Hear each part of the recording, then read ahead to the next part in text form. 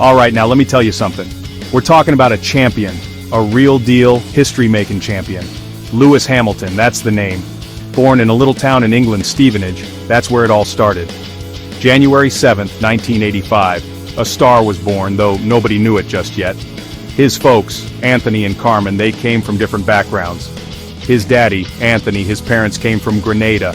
See, his mama, Carmen, she's British and white. So Lewis, he grew up with all that beautiful mixed heritage. That's a rich tapestry right there, I tell you. A foundation for something special, you understand? It wasn't always easy, no sir, but family was key. Now, Lewis's parents, they split when he was just a little tyke. 2 years old, can you imagine?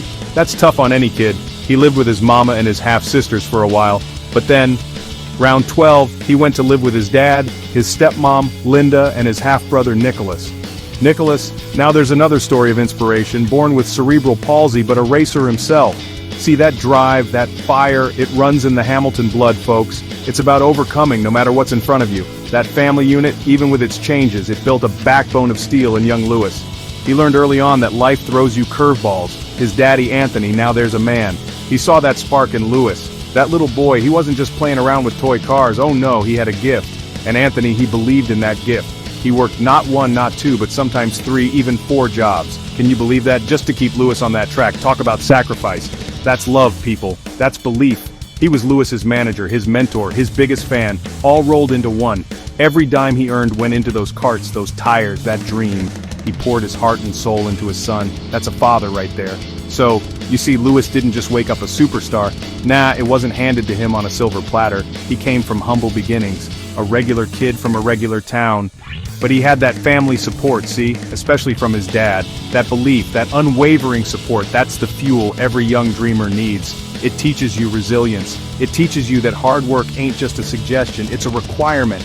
And Lewis, he soaked all that up. He learned that if you want something in this life, you gotta go out there and fight for it. Every single day. That's the foundation right there. Now get this. Little Lewis, he got his first taste of speed with a radio-controlled car. His dad bought it for him when he was just 6. And guess what? He was a natural. He was beating grown men at these competitions. Grown men. Can you picture it? This little kid whipping them all? That Christmas his dad said, "All right, son, let's try a real kart." And bam, that was it. The fire was lit. He stepped into that kart, and it was like he was born for it. But let me tell you, the road ahead, it wasn't going to be smooth. Not by a long shot, folks. Racism? Yeah, I said it, racism. In the world of motorsport, can you believe it? Young Lewis, often the only black kid on the track, he faced it all. Nasty words, dirty tricks, people trying to run him off the road. It was ugly, it was heartbreaking. Imagine being a kid just trying to do what you love and people treating you like that. Because of the color of your skin. It's a shame, a downright shame. But Lewis, he didn't let it break him. His dad told him, do your talking on the track. And that's exactly what he did. He used that negativity as fuel, and then there were the financial struggles. Oh boy, karting, racing, it ain't cheap, people. It costs money, lots of it. Like I said, his dad Anthony was working multiple jobs. Remortgaged the house, put everything on the line. They were the outsiders, the family with the old cart, the worn-out tires. While other kids had all the fancy new gear, Team Hamilton was making do. They were scrappy. They had to be. It taught Lewis the value of everything. Every opportunity, every race, it mattered, because they knew what it took to just be there. That struggle, it builds character, it makes you hungry. So, adversity? Lewis Hamilton wrote the book on it. He wasn't just battling other drivers, he was battling prejudice, he was battling a lack of resources, he was battling the idea that someone like him couldn't make it. But you know what? That adversity, it forged him. It made him stronger, it made him more determined. He learned to fight, he learned to dig deep. He learned that when people tell you no, you gotta find a way to say yes. And boy, did he ever learn to say yes to his dreams. This wasn't just about racing, it was about survival and proving them all wrong. So, despite all them challenges, young Lewis was tearing up the karting scene. I mean, this kid was a phenom. He started winning, and then winning some more. British Cadet Kart Championship at 10 years old. Yes, 10. He wasn't just good, he was exceptional. He had that raw talent, that natural feel for the machine. You can't teach that, folks. That comes from somewhere deeper. He could make that kart dance, make it do things other kids couldn't even dream of. People started talking. Who is this Hamilton kid, they'd say. They were seeing something special. Now here's where the story gets real interesting. Picture this. Lewis, still a youngster, about 10 years old, all suited up at an awards ceremony. Bold as brass, this little fellow walks right up to the big boss of McLaren Formula One team, Ron Dennis. Ron Dennis, people, a legend in the sport. And Lewis, he looks him in the eye and says, "Hi, I'm Lewis Hamilton. I won the British Championship, and one day I want to be racing your cars." Can you imagine the nerve, the confidence?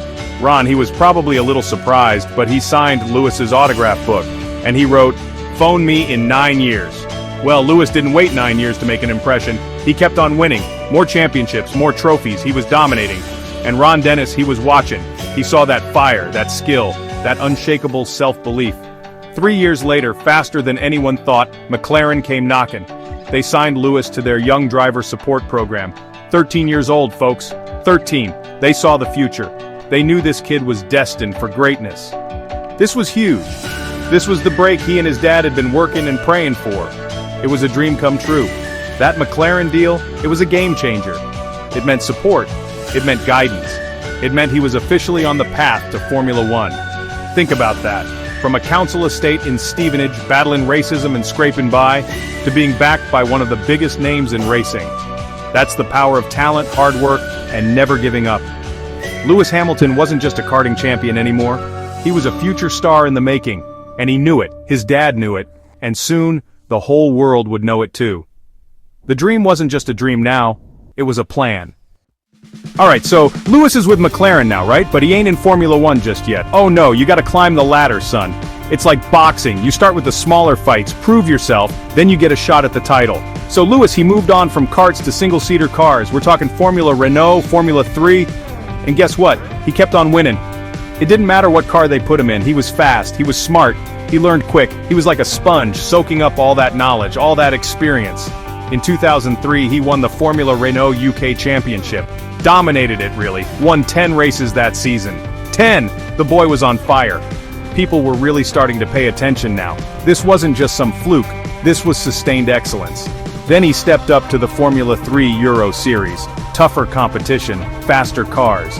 Did it faze him? Not one bit. In 2005, he won that championship too. 15 wins, folks, 15. He was just blowing the competition away. Every step he took, he proved he belonged. He proved he was ready for the next challenge.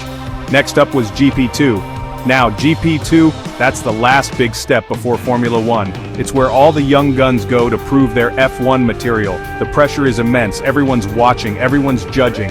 And Lewis, he walks in there in 2006 with RT Grand Prix, a top team. And what does he do?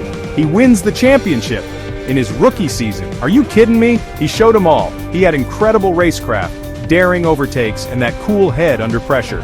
He wasn't just fast, he was a complete racing driver. So, after conquering GP2, there was only one place left to go. The pinnacle of motorsport, Formula One. McLaren, who had been guiding his career all this time, they knew. Ron Dennis knew. The time was right. For the 2007 season, they announced Lewis Hamilton as their new driver, partnering the two-time world champion, Fernando Alonso. Can you believe it? From that little kid asking for an autograph, to actually racing for McLaren in F1. It's the stuff dreams are made of. That climb, that journey, it was a testament to his talent, his hard work, and the unwavering belief of his family and supporters. He was ready.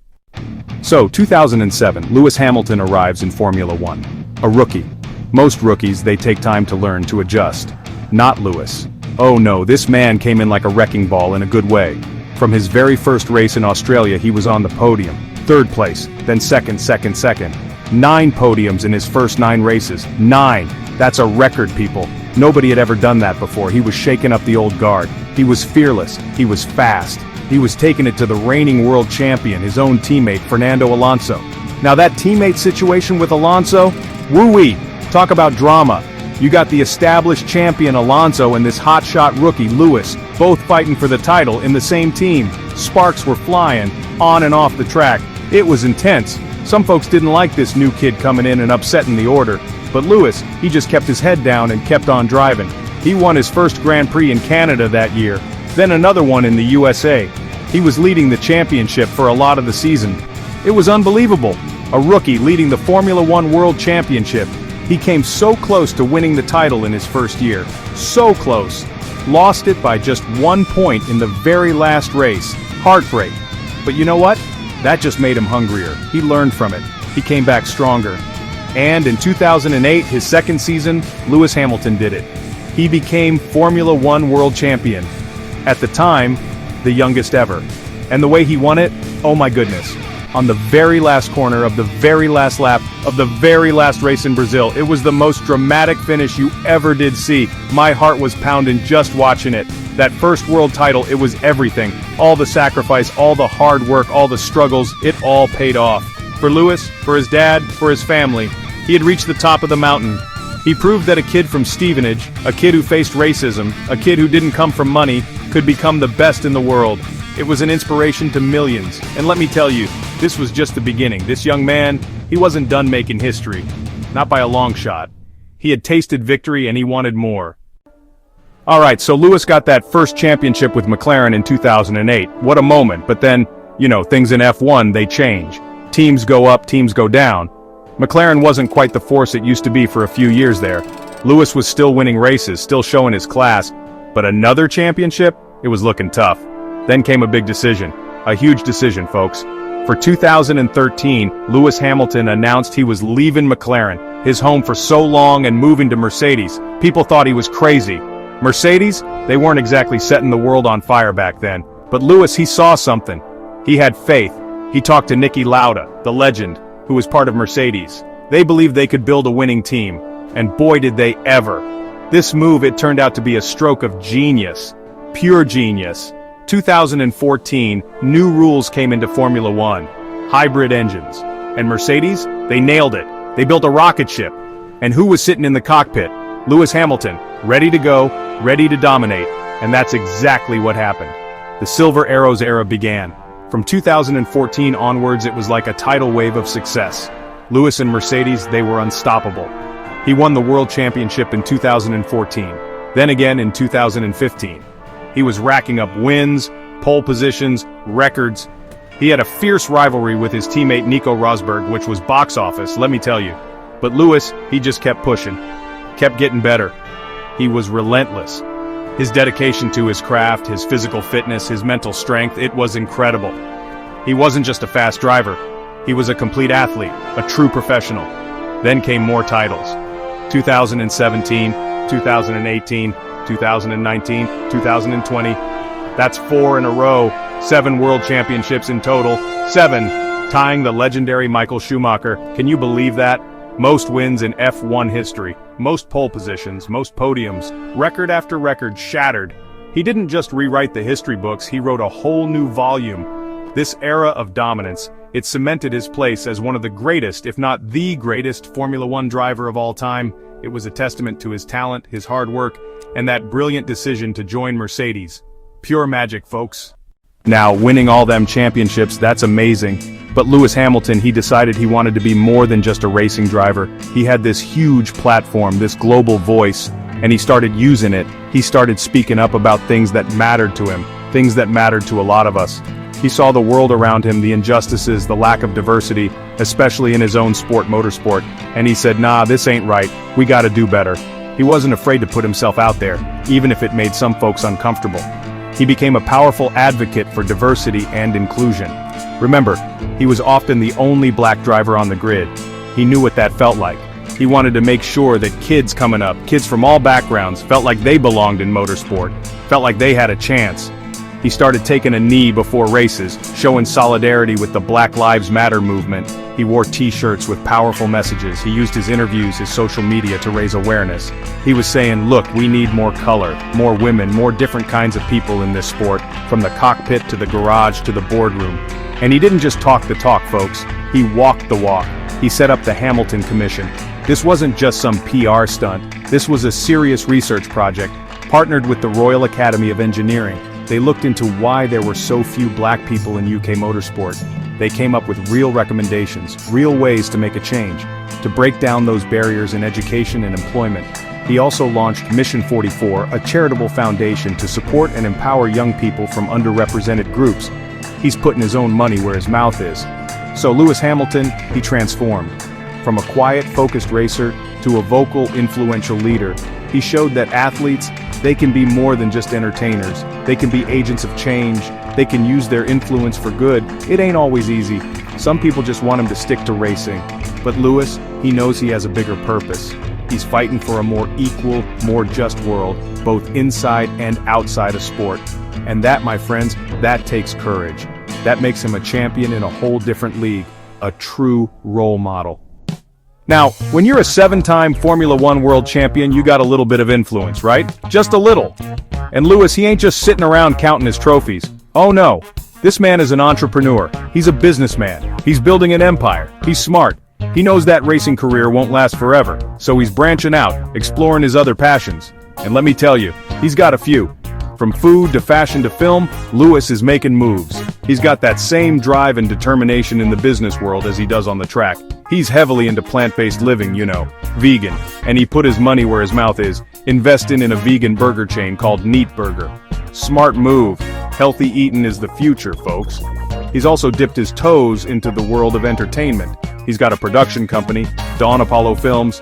They're working on a Formula One movie with Brad Pitt. Can you imagine? That's gonna be big. He's thinking long-term, building a brand that goes way beyond just Lewis Hamilton, the racing driver.